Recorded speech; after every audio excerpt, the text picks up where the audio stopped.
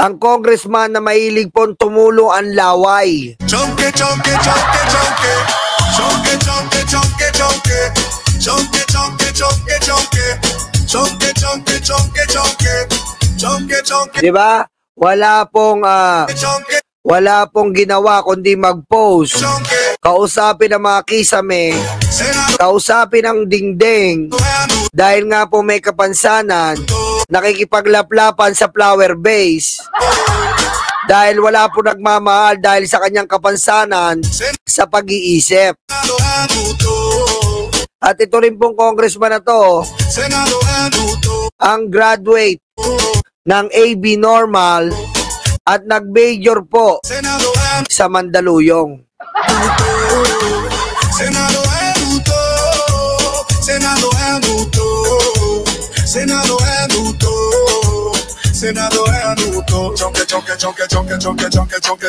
Eto na po si Baliw na Kiko Barsaga. Sabi ni Kiko Barsaga, walang mamamatay sa Cebu kung walang ninakaw si Marcos. Corruption kills our citizen. Yan po ang sabi ni Kiko Baliw.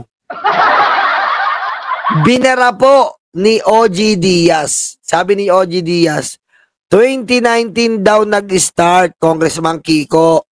Ayon kay Cebu Bari 4, 2022 po umupo si BBM. Barado na naman.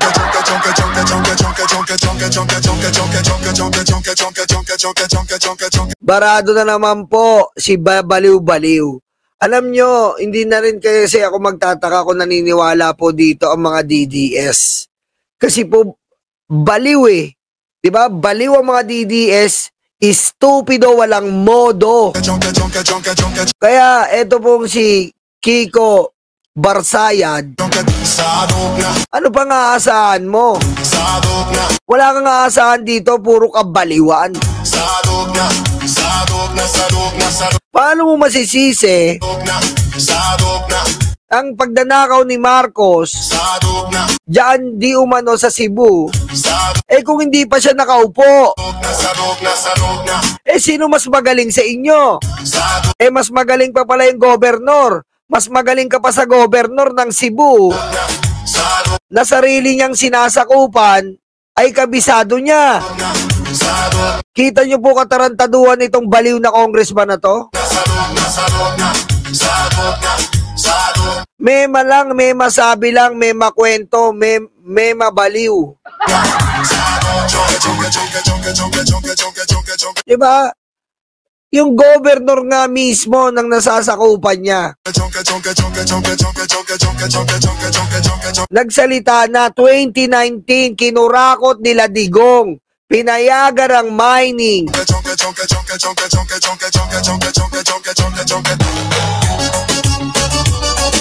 Pinayagan ang mining sa kabundukan.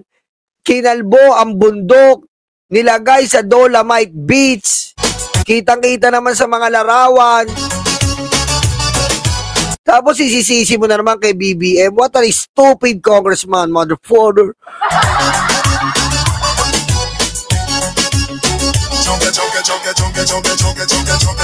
Kaya nga ang kasabihan ng ating mga magulang,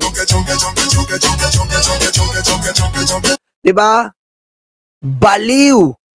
Kapag dinali ka ng baliw, thank you ka. Kapag nasaksak ka ng baliw, thank you ka. Kapag pumatol ka sa baliw, baliw ka rin.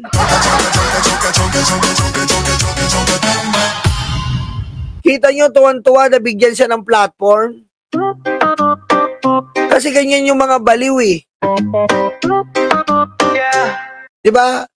Tignan nyo, pag binabasa natin yung article niya, o yung mga sinasabi niya, parang ang sakit sa ulo. Parang mababaliw tayo, di ba, Romy Escalera? Di ba? Parang nakakabaliw. Uto-uto, paniwala sa news, nagawa. Kasi sa kabaliw nang galing eh. Ganyan po kasi mga DDS. May congressman silang baliw. Meron silang bagong vlogger na ngongo. Iyaya mo, BBM! Iyaya mo, BBM! Iyaya mo! Alam mo kung sinong mga matalino, pero bakit na yon mukha kayong tanga at gago? Kaya po ang mga DDS ngayon, wala na. Sumasabog na ang utak. Fake news yan, tinawag sa kongreso, nagtago sa lungga.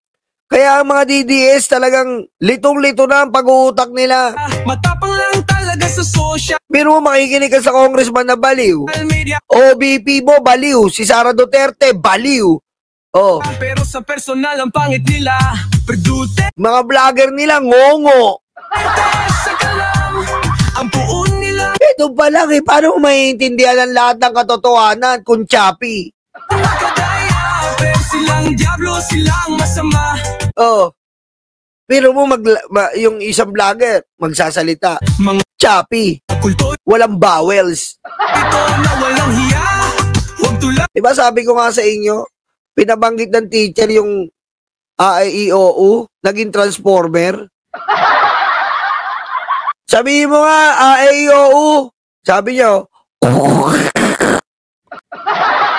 ano galing. Optimus Prime. Diablo yan! DDS, utak luga. DDS, tanga-tanga. DDS, utak luga. Oh, yan po ang resulta. DDS, tanga-tanga.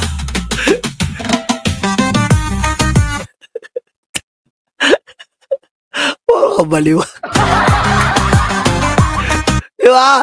Pag tumatawag ka, pag tumatawag mo yung girlfriend mo, oh, hello love, kamusta ka? Eh, OFW girlfriend mo, may yung signal. Nino. Ano, choppy ka, choppy.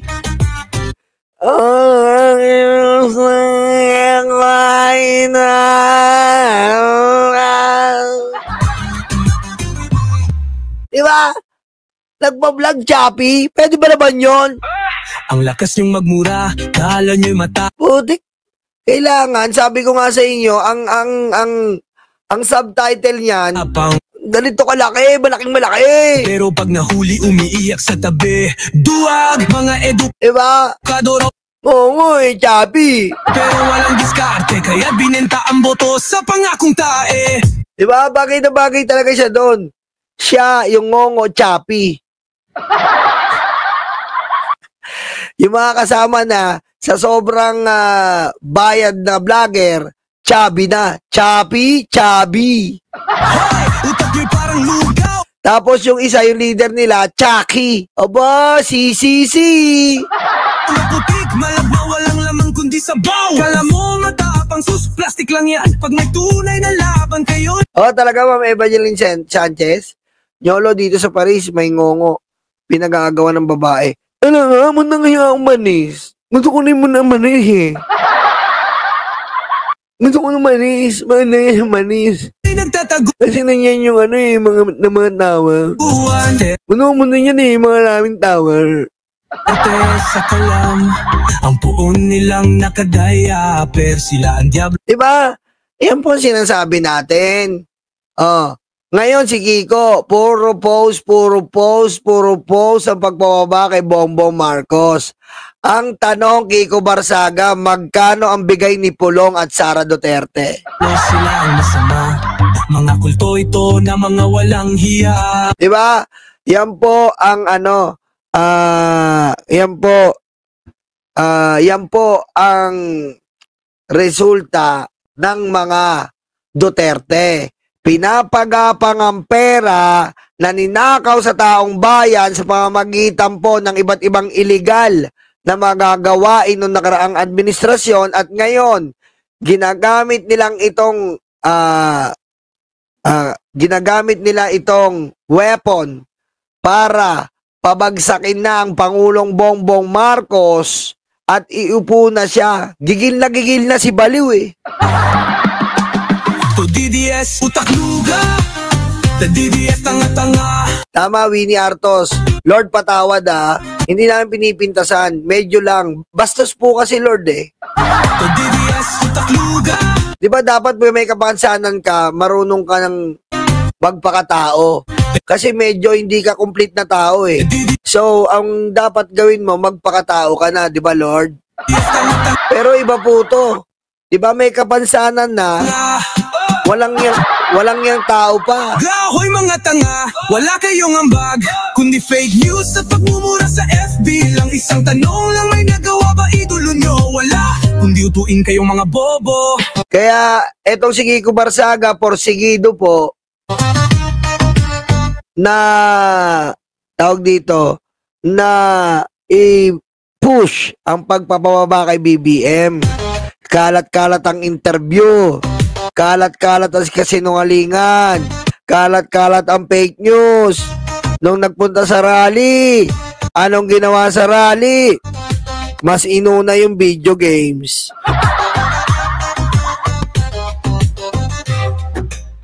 DDS utakluga. Di ba? Nag-organize ng rally, puntahan ng mga DDS. Sa DDS tang Pagpunta dun sa rally, tanga. inuwian ng abnormal. DDS utakluga. Yan po ang idol ng mga DDS. Sa DDS tanga-tanga. DDS utakluga. Sa DDS Di ba? Yan ang idol ng mga DDS. tanga-tanga. Kasi po, ang mga DDS po, parang foam. DDS utakluga. Di ba? Parang foam, yung pangungas ng pinggan. Kung ano ang itulo mo dyan, i-absorb nila. Ganun po yung utak nila eh. Parang malaking foam. Kung ano yung nilagay mo, Baya mali man yan, i-absorb nila. China Mga talipandas yan eh. to, oh diba? Bayadan ng China to, Di ba? oh diba? Oh, may nagre-request. Taksil sa Sarniolo, request lang, Chappy. bayan, halik sa betlog. Grabe ka naman.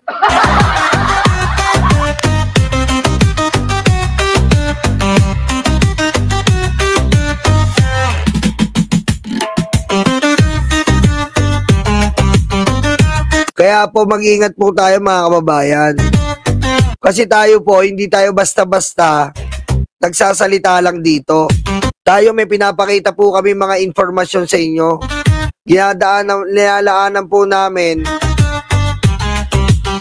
Nilalaanan po namin ang oras para po maipakita at may analyze sa inyo maigi.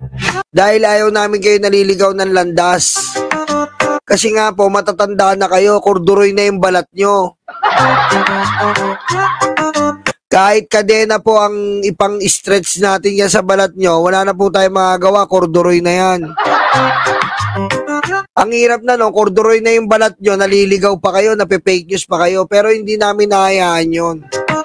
Kaya kami nandito, like Birahan PH, ay para po, nasa tamang direksyon kayo. Pangit naman nun, ang tanda-tanda mo na, fake news ka pa. Diba? Tignan mo si Jay Sonsa. Bayadan ng China to, Diba? Si Jay Sonsa, yung pinagli sa incubator. bayadan ng China Anong incubator, Nolo? Anong incubator? Tingnan mo yung kutis niya. na to, o Kutis kulob. diba? Taksil sa bayan, halik sa betlog. Diba? Sabi ng doktor, ma'am, ma'am, mukhang ano mukhang naninilaw tong anak nyo, kailangan nyo pong ilagay dun sa machine at painitan nyo po.